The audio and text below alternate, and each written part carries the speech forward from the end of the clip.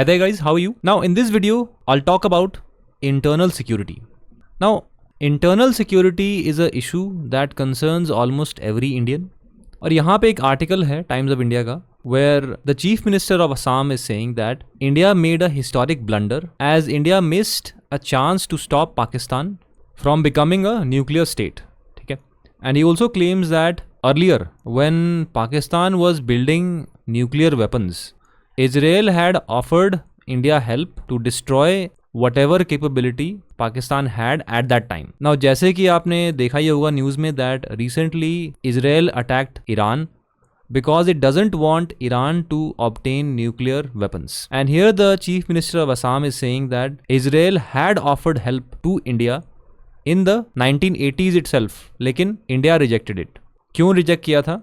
पहले तो आप ये tweet देखो, tweet or let's say his comment on X, that at a time when nations today act decisively to neutralize nuclear threats, India's tragic inaction during the 1980s remains a cautionary tale of what could have been and what wasn't. ठीक है, और नीचे देखो, he also states that intelligence from RAW, which is the external spy agency of India, had confirmed that at that time Pakistan was enriching uranium.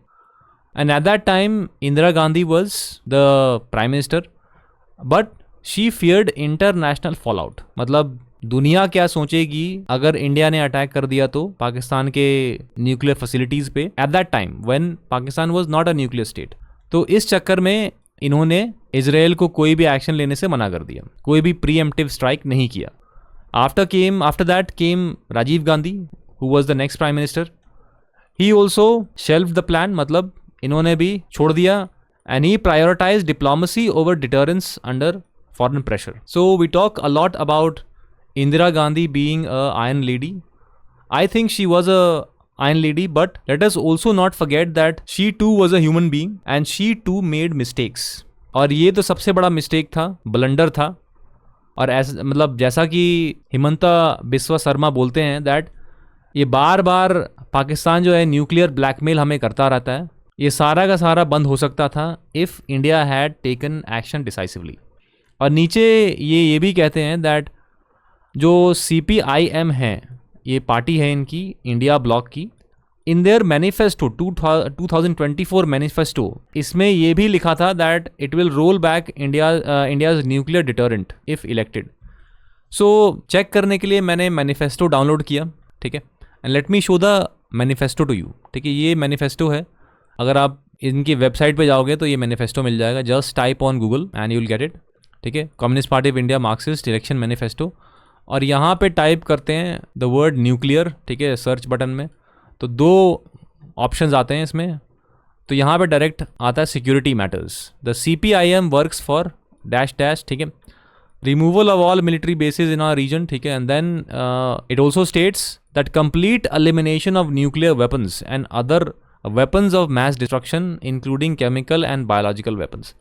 Now इन्होंने ये कहीं भी नहीं कहा that they will aim for universal disarmament or universal disarmament of nuclear weapons. इन्होंने बस ये कह दिया that total elimination of nuclear weapons. Now इस सेंटेंस का क्या मतलब है? कहीं ऐसा तो नहीं है जैसा कि आसाम के CM बोल रहे हैं that अगर ये इलेक्ट हो जाएंगे तो ये लोग इंडिया का न्यूक्लियर डिटरेंस भी ख़त्म कर देंगे.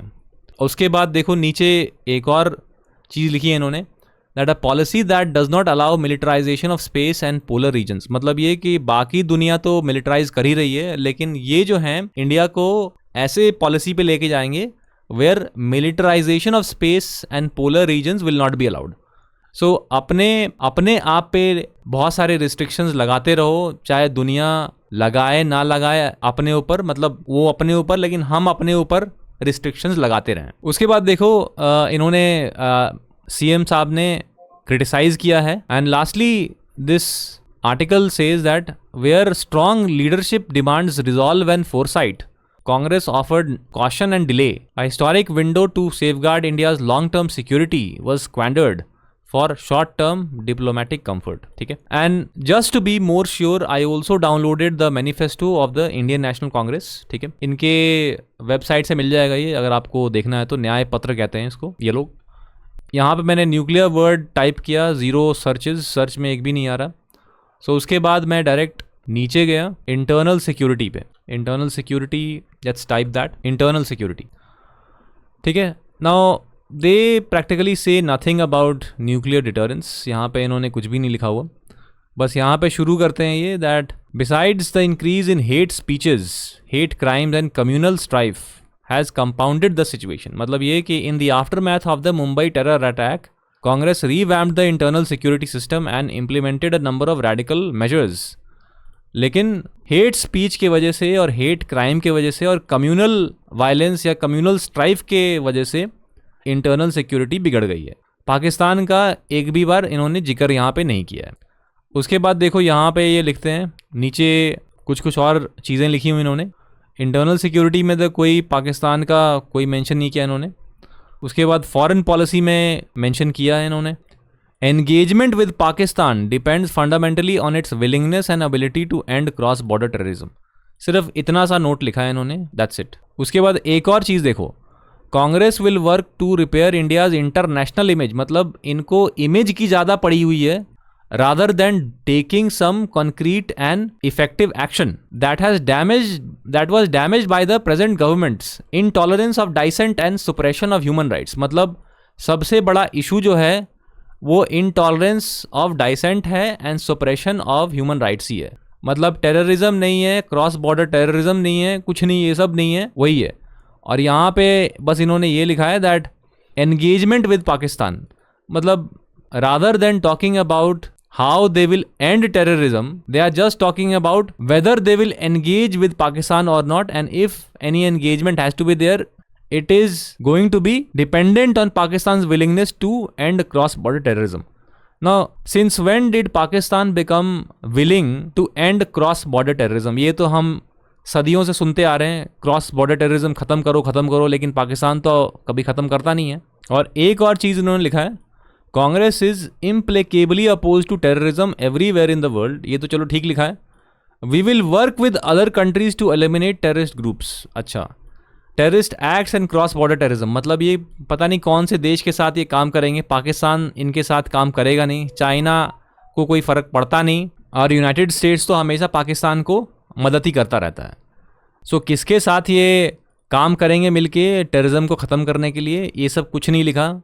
ये भी नहीं लिखा इन्होंने कि खुद ख़त्म करेंगे, India will have to eliminate terrorist, ये भी कुछ नहीं लिखा इन्होंने। So broadly this is what internal security is with respect to Congress and CPI. CPI ने तो सब कुछ ख़त्म करने का ही कसम खा लिया है, मतलब as per their manifesto. Maybe they may have written this by mistake, ये इनका मैनिफेस्टो है, उसको ही पढ़ के देख रहा हूँ मैं तो। सो नीचे कॉमेंट्स में लिख के बताइए, is the criticism of the CM of Assam Himanta Biswa Sarma reasonable? Is he reasonable in blaming the Congress party or some of its leaders for the inaction that India was responsible? मतलब inaction, taking no action when action could have safeguarded India's interests. And one more announcement that I wanted to make. If you are preparing for UGC NET English, then we are starting a new batch. For any inquiries, just call or WhatsApp us on this number 7678160296. Trial classes are also available, so you can check even the trial material and trial classes.